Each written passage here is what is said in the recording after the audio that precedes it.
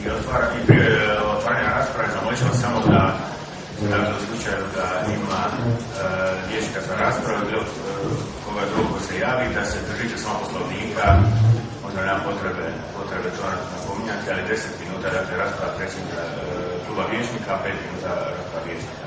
Dakle, otvarana rasprava. Vijećnik Špika.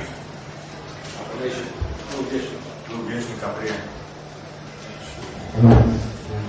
Gospodin, evo, samo gospodin Bilić. U ime kluba vijećnika SDP HSU mali bi ovaj program podržavamo, međutim ima nekih sitnih stvari koje nismo baš dobro razumili, bila je kratko vrijeme. Prvo, ovo smo sad shvatili, ovo je u stvari sažetak programa razvitka, a ne kompletni program razvitka. Ovo što ste nam prezentirali, to nije ono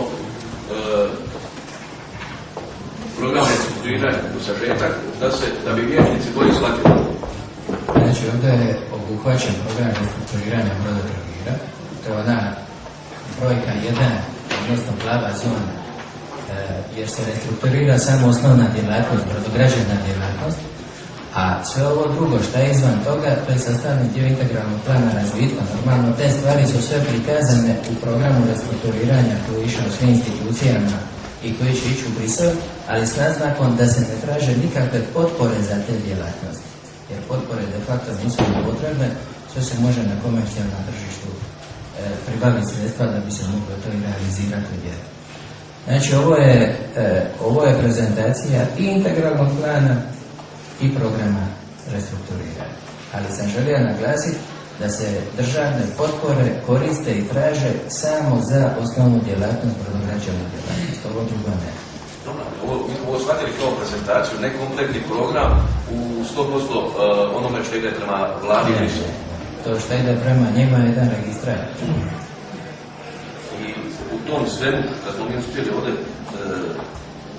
pročitati i pronaći, zanima nas malo detaljno objašnjenje onih scenarija 1, 2 i 3.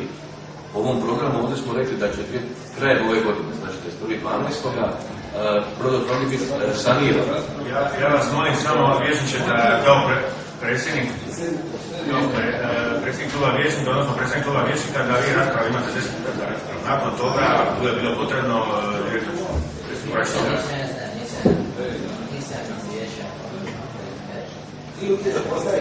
Dobro, ja sam mislio najprije postoji 10 minuta za raspravu, a nakon toga, ako bude potrebe, predsjednik kluba će odgovoriti.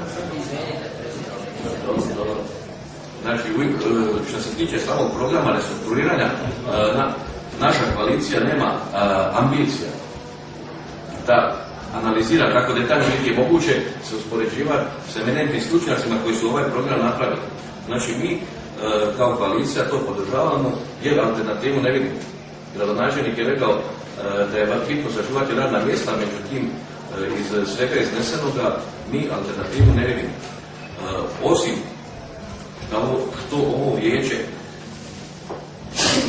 je saslušalo cijeli program, tražimo da se uključi i lokalna samouprava. Znači, osim deklarativnog izjašnjavanja danas na vijeću, preporučamo, odnosno zahtijevamo da se za sljedeće vijeće uskladi prostorni plan sa ovim dokumentima. I da se to usvoji na vijeću kao doprinos lokalne samouprave za prihvaćanje ovoga programa. Također smo prije godine i nešto dana usvojili plan ukupnog razvoja grada Trogira. U tom dokumentu Brodotrogira nema. Mi jesmo tražili na vijeću, kad je održano, da se i u taj dokument to ugradi, odnosno da se uključi Brodotrogir, međutim nije prošlo. Po poslovniku i statutu grada Trogira tražimo da se i ovaj dokument kao temeljni dokument lokalne samouprave korigira i da se ovi planovi unesu, odnosno plan koji je izradila uprava zajedno sa suradnicima i izvođačima posla, da se uključe i ugrade u plan ukupnog razvoja grada Trogira. Mi smatramo da bi s tim, što bi se ti elementi ugradili u te temeljne dokumente lokalne uprave dali najveću podršku što možemo upravi da realizira program koji su napravili, kako su sami rekli, uz suradnju eminentnih institucija, fakulteta, međunarodnih institucija, i mi nemamo više šta za reći, osim da je to što mi možemo prihvatiti i podržati. Ali opet insistiram da lokalna samouprava se treba uključiti u to na taj način da to uđe u temeljne dokumente lokalne samouprave. Hvala. Pardon, i onda još sad kad već je u raspravi, ima samo dva pitanja za upravu. To sam već rekao sam naziv, da je to prezentacija i sažetak. I drugo pitanje, da nam razjasni malo dijagram scenarij. 2008. smo rekli da će Brodotrogir biti saniran znači 1.1.2009. Međutim, vidimo tamo da se u dijagramu pojavljuje tek pozitivni rezultati 2010. Pa nam to baš nije jasno, ćete nam to malo razjasniti. Zahvaljujem predstavniku liječnika